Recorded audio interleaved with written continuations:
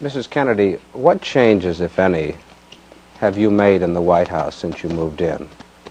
I really haven't made many, Mr. Van Ocker, because one can't. It doesn't belong to anyone but to everyone in this country. Yes, but you live here. You certainly have a part of the White House. Doesn't the first family have a right to make some changes in the White House? Well, yes, one can make one's private bedrooms as one wishes. Everything else is under the approval of the Fine Arts Committee, which I think is marvelous. And we do gradual things here and there. More to come, but not very much so far. What do you think has to be done to the White House? The thing I care about most is to make it more of a museum, with more pieces of beautiful furniture that belong to old presidents. There's very little antique furniture here now, and most of what is dates from 1902. Why isn't there more antique furniture? I would have thought that they've been collecting this since the beginning of this republic. The thing is, Thomas Jefferson did the most wonderful thing of putting in beautiful furniture, and the sad thing was the War of 1812, when everything was burned. Then they had to start piecemeal since then, and every president who came could sell what he didn't like, what was there, and they used to have auctions in Lafayette Square. And then every president could change the decor if he wanted.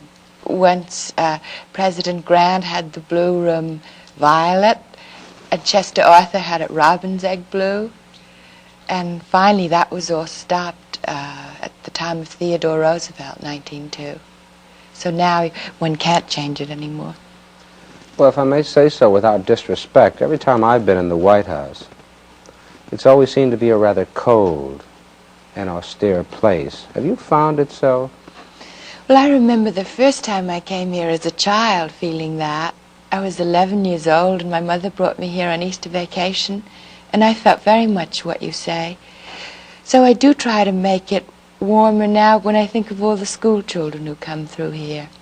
I think there should be flowers when there can be, and fires going, and the pictures, and to make it look rather like a home and not so frightening. But now, the school children who come through the White House, what do you think they take away with them beyond the fact that they can say back home, I was there? Do they know what they've seen? No, and I think they should. The first thing I'd like to do is have a catalog made for the White House with a description and a history and of every piece and every room and who gave it, so that they can learn history. And to get a catalog, one must get a curator. We're working on that now. And he will be the historian of the White House. No one will give us beautiful pieces of furniture unless they know they're going to be cared for and treated as a museum. Do you have to ask for an appropriation to get a curator? No, we don't. I was thinking if you did, you could probably do better at Congress than your husband. No, the Smithsonian. We're so lucky in Washington to have all these wonderful museums who want to help. All you have to do is ask them, and they're going to make one available to us. You've appointed a commission, haven't you, Mrs. Kennedy, to try and find furniture from the White House. Are they doing very much in this direction? Is it an easy task? No, it's very hard, and we mustn't make a misstep. We haven't really started yet. We want so much to do it right. I'm so happy that the chairman of my commission is Mr. DuPont. For anyone who's seen Winter Tour will know that we're serious and what we hope to do. We don't really want to restrict it to any special period, because this house can't be a rigid museum. It's part of everyone who's lived in it is a part of it. So we just want to get the best things from all those times. What kind of a house is the White House? What period does it fall into? It's really an 18th century house. It was designed in 1792 by James Hoban, who was an Irishman, and he modeled it quite a lot on Leinster House in Dublin. So it is an 18th century house, but it has many things of later periods in it. You mentioned before Theodore Roosevelt bringing an architect. Who was it? Stamford White. That was really the last first family that had small children of its own in the White House. Do you find the White House is a very good place to raise children? How has your life changed since you've come here? It is rather hard with children. There's so little privacy. I don't mind for myself, but I think it's very hard with them. For instance, I wanted to take my daughter to the circus last week, and I decided I just shouldn't because I would ruin it for her. I worked so hard to make her little ballet school a private thing that we could do together. And there were all the photographers waiting when we got there. So it's a little hard. Well, do you really hope, Mrs. Kennedy, that you can achieve this aim, to keep a private life for your children? Is this really possible now that you're in the White House? Well, I hoped it was. You rather discouraged me, Mr. Van Oka, but I hope it is, and I'm going to try very hard to do that. Because otherwise, how can I bring up normal children if they can't be treated that way? Do you think that Caroline, for example, who's older than John Jr., has she been changed much by the attention she's gotten? No, because she's still too little. But someday she's going to have to go to school. And if she's in the papers all the time, that will affect her little classmates, and they'll treat her differently. That's what I'm so anxious. We always treat her the same, but it's how other people treat her, because they've read about her. Are you going to send her to a school when she reaches kindergarten age? Yes, I will. She must do all the normal things she'd do normally. But I rather hold my breath about that day. What do you conceive is your role as the First Lady? And I mean your role, Mrs. Kennedy.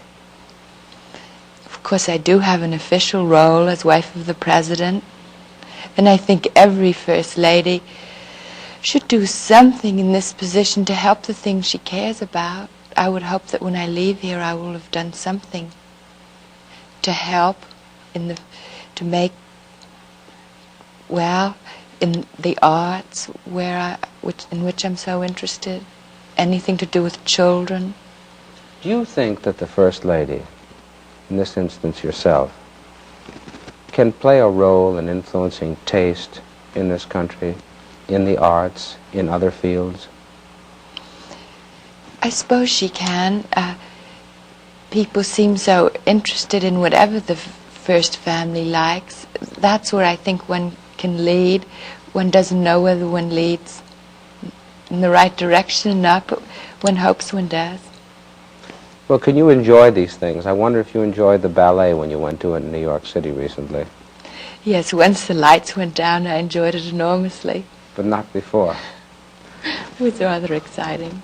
But on this question of the official hostess, a couple of weeks ago, the President entertained an important head of state from Africa, Prime Minister Nkrumah.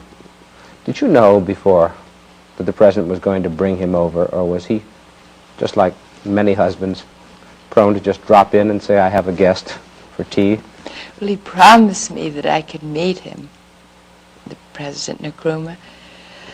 But the day went by and he never seemed to appear, so my daughter and I were on our way to his office when my husband, President Nkrumah, came rushing back to a rather messy room where I'd been unpacking books.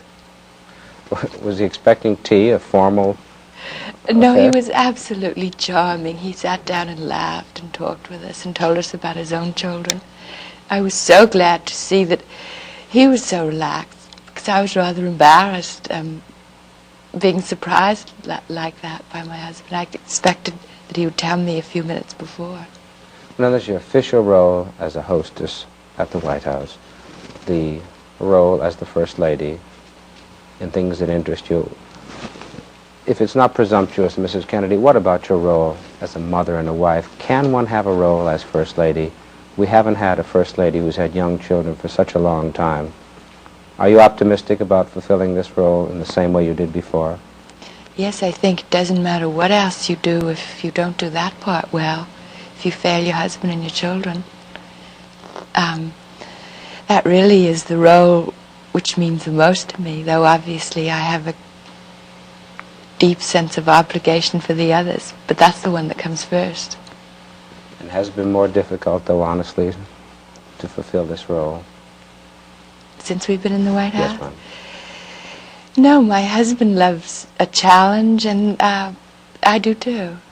He set me a good example. So, let's hope it works out. Thank you very, very much, Mrs. Kennedy. It was most gracious of you to have us here. Thank you, Mr. Van Oker. I enjoyed it.